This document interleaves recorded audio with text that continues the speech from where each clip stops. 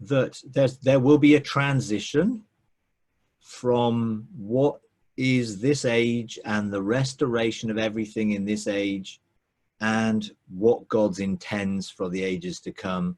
And I honestly believe that technology as we know it, in the terminology of technology, using machinery or using, you know, electricity or that type of technology, I think that is, I'm not saying the revelation of that has not come from God, because I believe God does give revelation to create an environment that where we are looked after.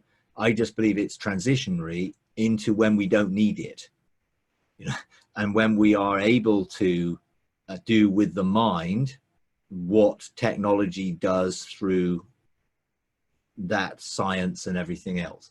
And I think, yes, in this interim period, I'm very happy for all the tech. I mean, I'm a geeky guy, so I've got all sorts of tech. I've got tech to help me navigate this world as best I can and make things easier from this perspective.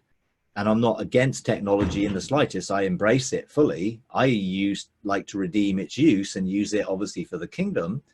I just think that we are moving towards an age where there won't be technology as we know it, but there will be the ability to do everything that technology does in a more organic, relational way, particularly through the power of our thinking and our intention to be able to do things by the desire and intention of our heart, which is why obviously, you know, our hearts need to be pure and not wicked, you know, and that was the thing before the flood was, you know, the thoughts and intentions of the heart was wicked continually. So they had descended into a state where now we are ascending back to another state, which is God's original intention. So I certainly have no issue embracing technology.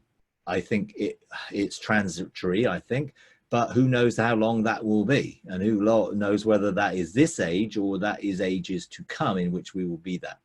Interestingly, I've been to some other dimensions and connected to some other dimensions that have very different things that operate.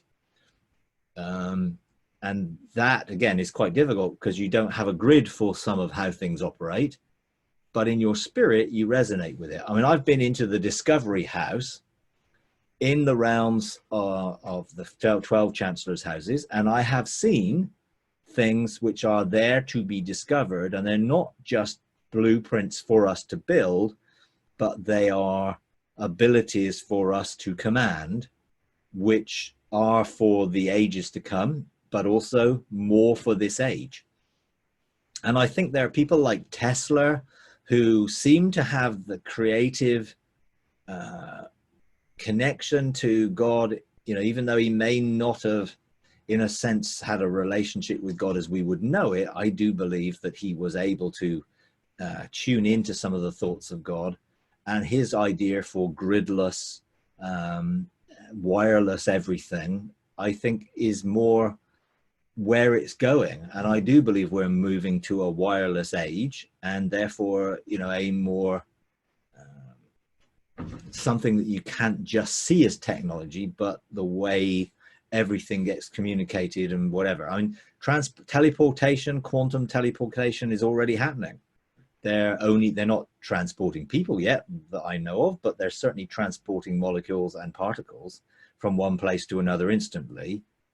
And so the technology is there,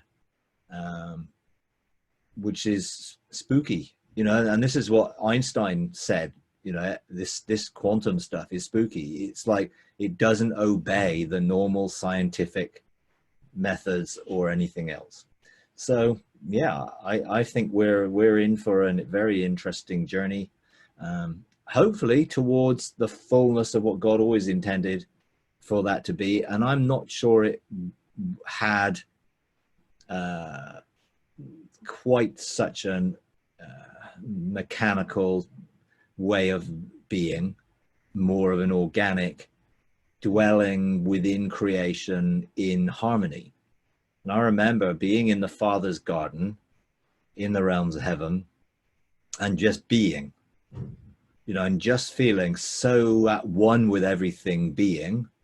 And there was a sense where I was part of the atmosphere. I didn't need to go and sit in a bed or lie down somewhere. I just was floating. I was part of it. And eventually I got so relaxed and so joined to that atmosphere. It was like I got spaghettified, and essentially my whole being went out and connected to the whole of creation in a way, which is a amazing experience, which really, I think, gave me a real affinity for creation and a desire for its restoration and freedom in a way that I never had before I experienced that. So I think there's way more to being than just the way we've learned to be here in this way. But hey, who knows? There's a lot more to come. So it's interesting. And along the way, I'm very happy to embrace technological advances. I just don't want them to limit us and our mind to using equipment rather than using the power of creativity that we have to create reality by our thoughts rather than by making it happen technologically wise. But